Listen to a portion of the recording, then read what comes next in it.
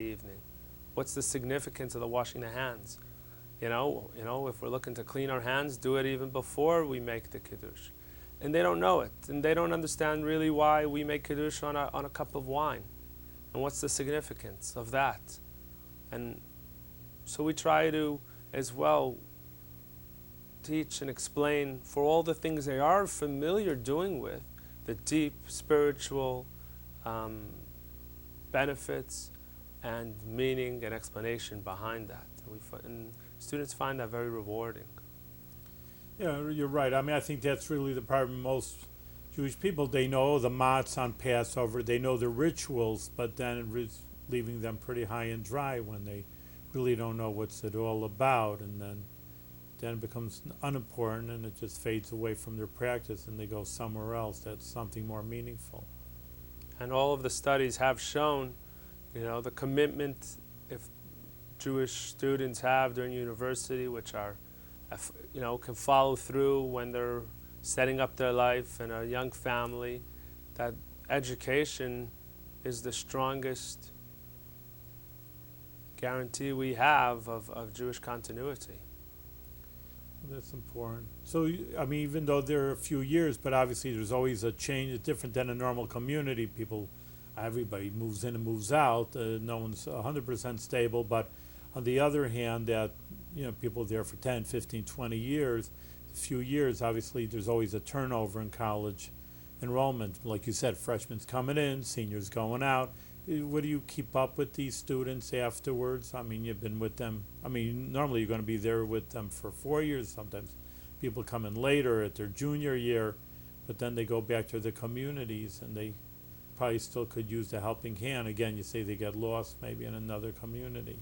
Well, yeah, there was, with my wife and I, Esty, we still study on the phone, Skype, Google Talk, with a number of students who've graduated who are looking to continue studying.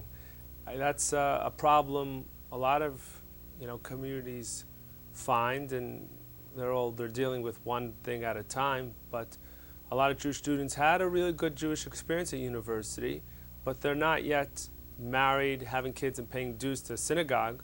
They might not even want to do that. So then, how is the Jewish community able to support them if they're not part of the official infrastructure? They're not yet donating to a capital campaign. They're not on a mailing list.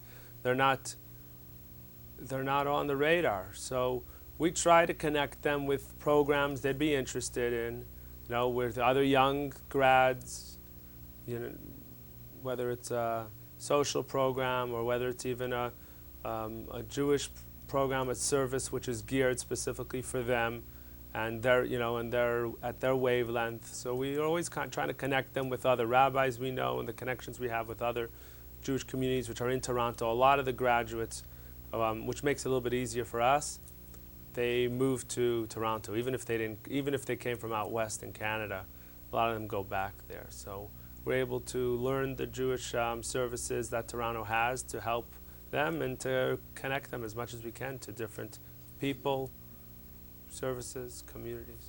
I know it really ties in with the university.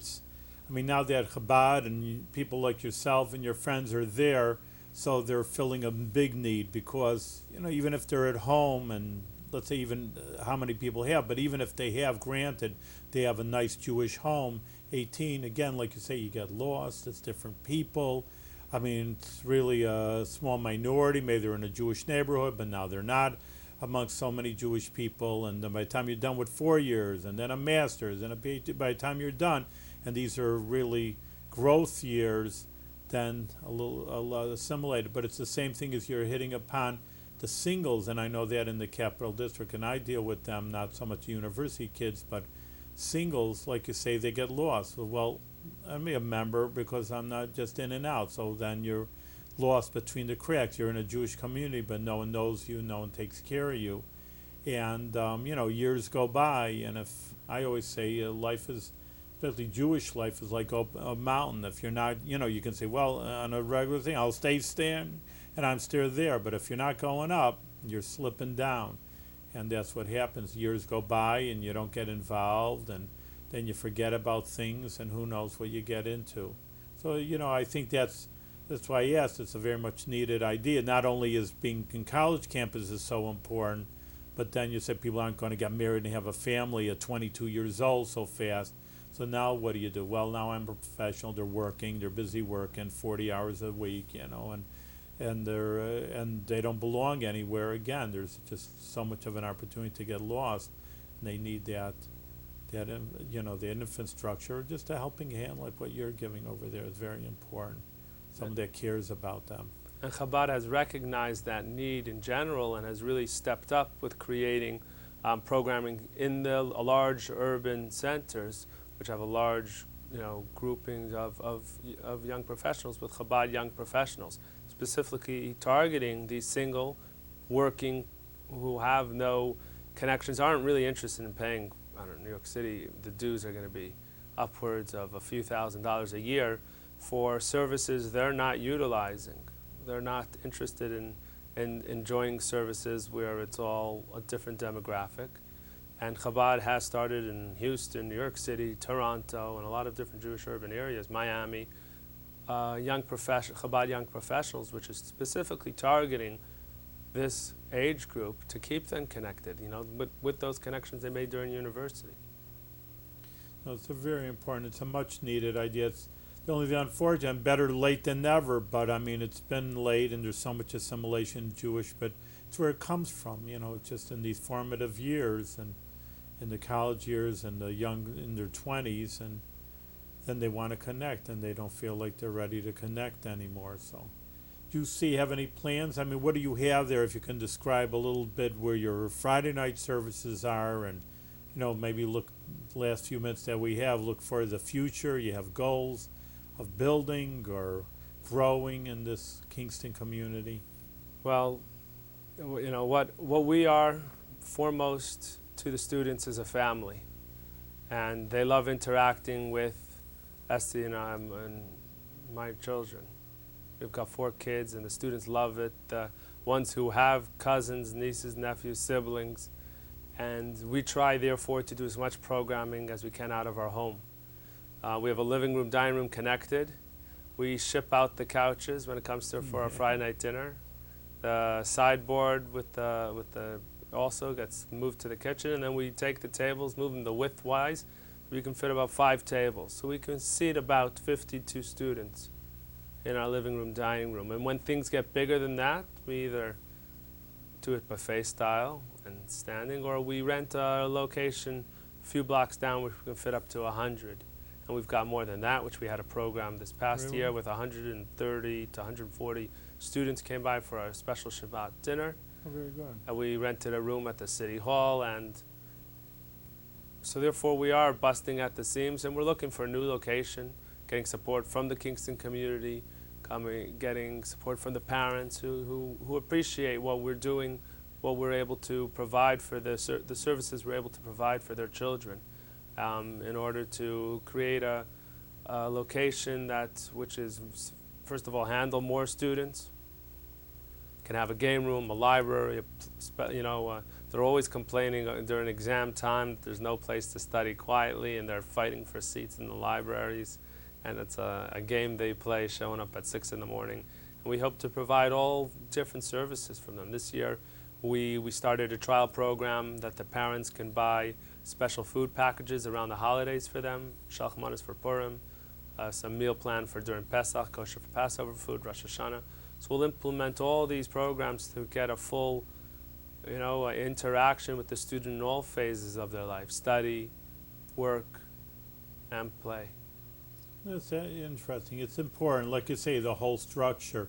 It's interesting that saying that as a rabbi, you think, well, teach Judaism, but it's really we always talk about Judaism in general in our shows, that it's just not just a religion, it's a lifestyle. But that's the life of a rabbi also. It's not just, okay, you'll teach your Judaism, Hanukkah, show up for the holidays, so to speak, and teach a religion on Sabbath. But it's just like, kids need an exam. They need a little meal, a little bit, and a lot of people everybody needs someone to talk to. And when they're having trouble finding an apartment after their freshman year, or or dealing with their roommates, they turn to SDRI, and we're there to lend a listening ear and help them with advice if we can. Or sometimes they have students, they're still teenagers, a lot of them, they're having friction with their parents. How do, my parents don't want me to go here for vacation, and so we're there to provide all, services and helping hand and a listening ear that we can for them. Because in a way, universities have abdicated this responsibility of theirs over the years. It used to be they had tight control of the dorms. Just like a parent would try to, set what's right and a curfew for their child to be home. The universities tried to do that. Nowadays, they've basically abdicated that responsibility, and there's that role for Jewish student services for the Jewish students and other groups for other students to fulfill that, step in and fill that need, to give the students some structure, knowing there's someone there caring for them. If they make a mistake, someone's going to tell them, you could do better. Don't do that again. No, I think it's super important. I really do, because as you're saying, they abdicate their responsibility, and a person's a whole person. You can't have a book, okay, here, fine, here's a good course, calculus, fine, teach them their calculus, but, human being's a human being. They got like that, problems here, problems there, problems with boyfriend, with girlfriend, with parents, and this, and goals in life, and there's just, a human being has so many facets, not just a robot, a computer, here's calculus program, stick it in their head and they'll come out smart. So, many times it's that functions of rabbi is something more important than really what happens. Even I say in a macro scale of the society, what's more important? All right, to build more cars and automobiles, fine, it's a great country with a lot of economics, but what about the moral structures, the ethical structures? You can't just make money and that's your whole life. Fine, it's important, it's good, but who's doing that? And no one teaches you that in school. So I want to thank you very much. We're out of time, but next time you come and visit your parents, you're invited again to tell us, hopefully you're doing bigger and better things, and I'm sure you will, because you've started, Brad, with nothing and nobody, and now also, like you say, you have a big crowd that you're teaching and influencing, so you're doing bigger and better things, and I'm sure it'll grow further, and it's just very, very important work that you're doing. And as a rabbi, I could say that, and as a father, I'm proud. I could say that also, so I have a dual purpose here as a father and a rabbi. But in any case, thank you for being on The Jewish View, and hopefully you'll come again and tell us of more progress in the future. Thank you.